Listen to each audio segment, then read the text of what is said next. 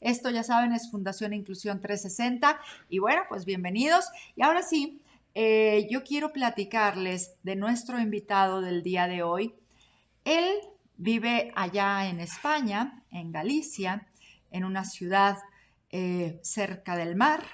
Y bueno, pues ya nos explicará. Él tiene quiero comentarles que su hijo muy pequeño fue diagnosticado con Asperger, después no es cierto, con TDAH, después encontraron su diagnóstico, el que era el real, que es Asperger, y ya verán cómo fue toda una travesía, porque esto sí que es una historia, porque como su hijo tiene 36 años, pues obviamente los estudios que había entonces no son los mismos que ahora, así que tuvieron que pasar por mucho para encontrar este diagnóstico y darle realmente lo que requería a su hijo.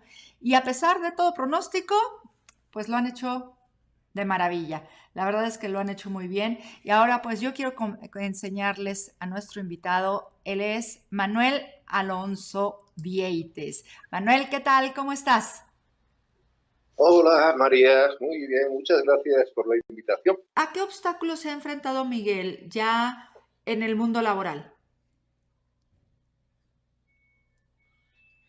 En el mundo laboral, a ver, él empezó, una vez que terminó su carrera universitaria, se tomó un año sabático porque estaba agotado, literalmente agotado. ¿Mm? Y después empezó a hacer algunas interpretaciones en los juzgados. Sí hubo la oportunidad de que hiciese 2 años de prácticas eh, como traductor, intérprete en un programa que venía de la Organización Internacional del Trabajo, que se llama Tu primer empleo, ¿no? En la Diputación de Pontevedra, pero bueno, la Diputación de Pontevedra, digamos que la Diputación de Pontevedra están los ayuntamientos, ¿no? Y después la Diputación, digamos que es el gobierno de la provincia, ¿no? De la provincia de Pontevedra. Uh-huh. Pues resulta que cuando sacó la convocatoria, pues se olvidó, vamos a decirlo así, entre comillas, se olvidó de hacer una reserva de cupo para personas con discapacidad, ¿no? Y si el Tribunal Superior de Justicia de Galicia pues considera que el hecho para mí, incumplir la Convención Internacional de los Derechos de las Personas con Discapacidad, que es un tratado internacional de obligado cumplimiento para los Estados partes, como México, por ejemplo, ¿no? O España, ¿no? Pues nos iremos en recurso de amparo al Tribunal Constitucional, ¿no? Ya que afecta a los derechos fundamentales. Pero esto no se va a quedar así. Pero no es por Miguel. Es por Miguel y no es por Miguel. Es por Miguel formando parte de un colectivo que se llama las personas con discapacidad, ¿no? Así Y es. mucha gente carece de conocimientos para saber obligar literalmente a los gobiernos autonómico, al gobierno provincial, al gobierno de la nación, a que se cumpla la Convención Internacional de los Derechos de las Personas con Discapacidad. Nadie te obliga a firmarlo y si lo firmas y te comprometes, lo cumples. Es muy importante que nosotros como papás tomemos cartas en el asunto para que estos derechos se cumplan, ¿no? Y la manera de cumplirse es informándonos y abogando por ellos y peleando por ellos, ¿no? O sea, y llegar hasta lo más alto que podemos llegar, como tú estás haciendo. Claro. Sí. Hay dos términos que son fundamentales, dos conceptos, que son empoderamiento, es decir, el conocimiento, y segundo, la resiliencia, es decir, la paciencia para esperar los tiempos que no se pueden pasar. Es decir, los contenciosos llevan su tiempo, después hay un recurso en una instancia superior, después otra, pero lo que no se debe hacer nunca es decir, estoy cansado, tiro la toalla. Nunca. Porque los derechos no se piden de rodillas, se exigen de pie. Así es. Nunca se pide un derecho de rodillas, se exige de pie. Así es. Y no solamente está el tratado internacional, sino que en el momento en que se firma ese tratado y el protocolo facultativo, hay obligación de trasladarlo, como así se ha trasladado al ordenamiento interno español. Lo que hay que hacer es nunca pensar que los políticos, los gobernantes, son más que nadie. No.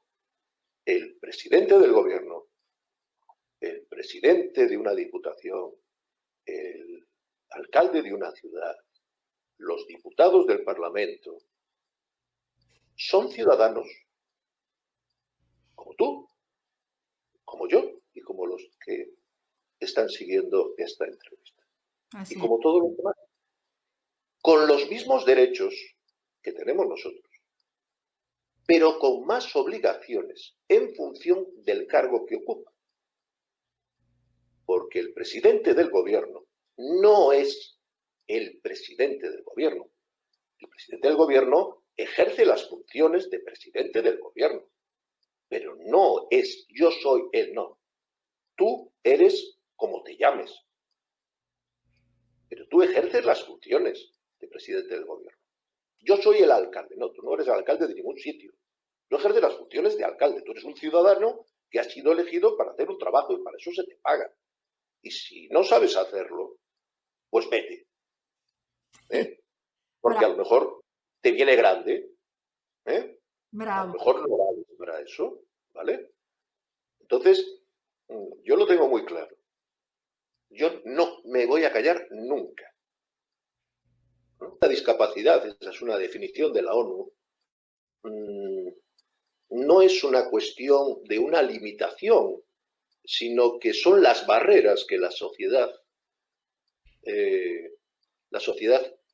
pone.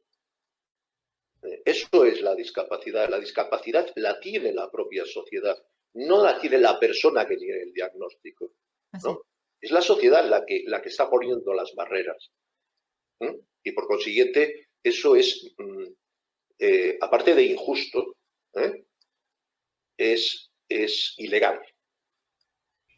Y segundo, es importante que las familias adquieran los conocimientos necesarios para ejercer los derechos, porque hay una tendencia natural en el ser humano, y es que cuando llego al poder me olvido de dónde he venido o a qué pertenezco.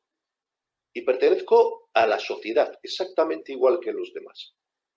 Por consiguiente, no es admisible que se incumplan sistemáticamente todas las convenciones, absolutamente todas, y todas las leyes con las personas con discapacidad.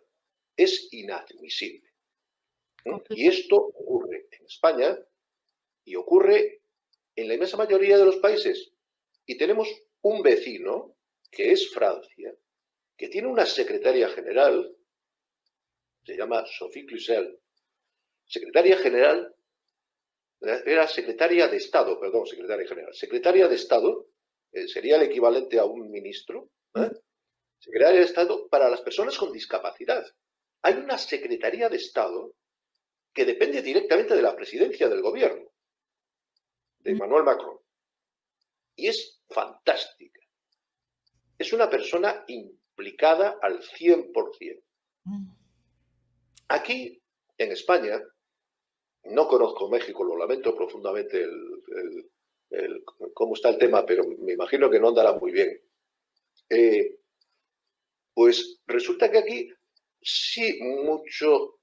Hay una cosa muy curiosa. Yo sigo las sesiones del Parlamento Español y en el Parlamento Español yo no escucho hablar de discapacidad. No se habla así, no, aquí tampoco.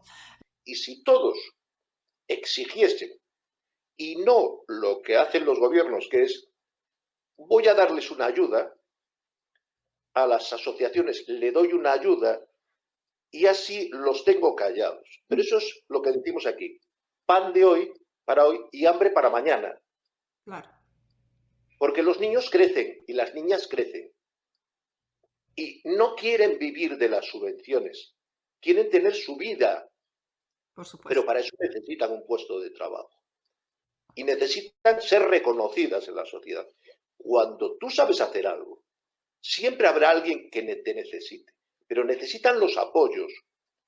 Necesitan las adaptaciones. Porque no puedes enfrentar a una persona con discapacidad con otras personas sin discapacidad. Porque eso está definido claramente. Se llama discriminación. Y es un delito. Es un delito penal. Está tipificado en el Código Penal. Claro, claro. También aquí. Pero es que la gente no exige. Es decir, yo lo que quiero hacer es un llamamiento a las familias de que no pueden quedarse esperando a que los gobiernos les den la limosna para que se estén callados, que no es eso. Definitivamente. Las mujeres y los hombres con discapacidad, los chicos y las chicas con discapacidad, además, tienen el derecho de integrarse en la sociedad. Y la sociedad tiene la obligación, y los gobiernos tienen la obligación de protegerlos. Y no lo están haciendo. Así es vergonzoso. Punto. Muchísimas gracias por la invitación y recuerda, queda prohibido no sonreír a los problemas. Eso también, hay que sonreír y hay que seguir. ¿De acuerdo? Ha sido un placer. Igualmente. Igualmente. Un saludo para ti y para todos los que han seguido esta entrevista, que se la agradezco muchísimo. Sobre todo por la gran labor que está haciendo María con este canal. Muchas gracias a ti, Manuel. Gracias por acompañarnos y gracias por aceptar y por compartirnos toda esta historia. Gracias a ti, María. Es un placer. Igualmente. Pues muy bien, ya escucharon las palabras de Manuel, escucharon toda su plática, pues lo que está haciendo, lo que está aprendiendo, lo que ha aprendido para defender a su hijo. Como bien dijo, él no es abogado, es biólogo.